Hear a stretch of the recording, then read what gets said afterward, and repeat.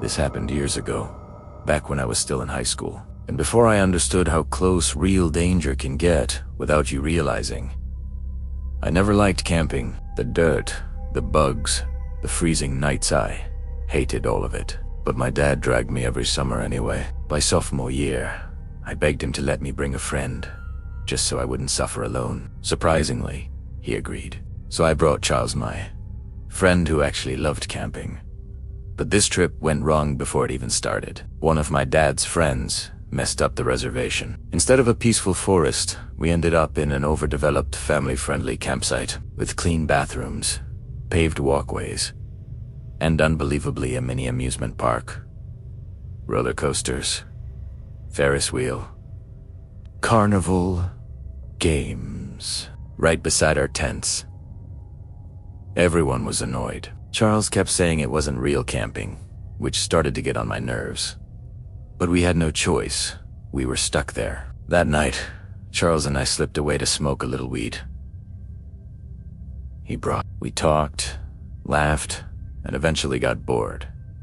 Neither of us could sleep, and that's when Charles whispered an idea. He wanted to sneak into the amusement park and climb one of the roller coasters. At first I thought he was joking, but the more I thought about it, the more exciting and stupid it sounded. When everyone was asleep, we grabbed our flashlights, headed to the fence, and climbed over. Why?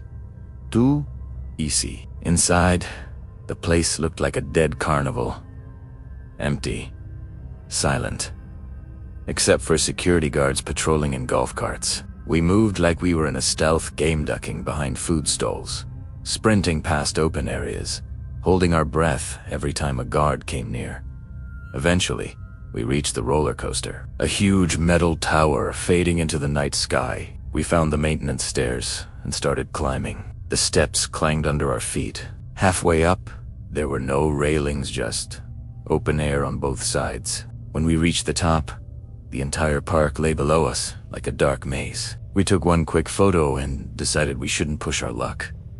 The way back felt faster, until we saw a guard approaching. We quickly ducked behind a small snack shack, crouching in the shadows. That's when I saw movement. At first, I thought it was a shadow, but then Charles tapped my arm, about 30 feet away. Between two buildings, someone else was crouching. Not a guard, not a kid, a man, and he wasn't hiding from security. He was staring straight at us. My heart began pounding. His body was twisted, his stance unnatural, like he was injured. His clothes were torn, filthy, and something dark was smeared across his face. It looked like blood. Suddenly, he moved. A quick, jerky motion, too fast, too wrong. He slipped through a patch of dim light, and for a second, we saw him clearly. A disheveled man, limping, covered in something dark, eyes wide like an animal cornered. And he was looking right at us. Before we could react, the guard passed by in his golf cart, and the man vanished into the shadows.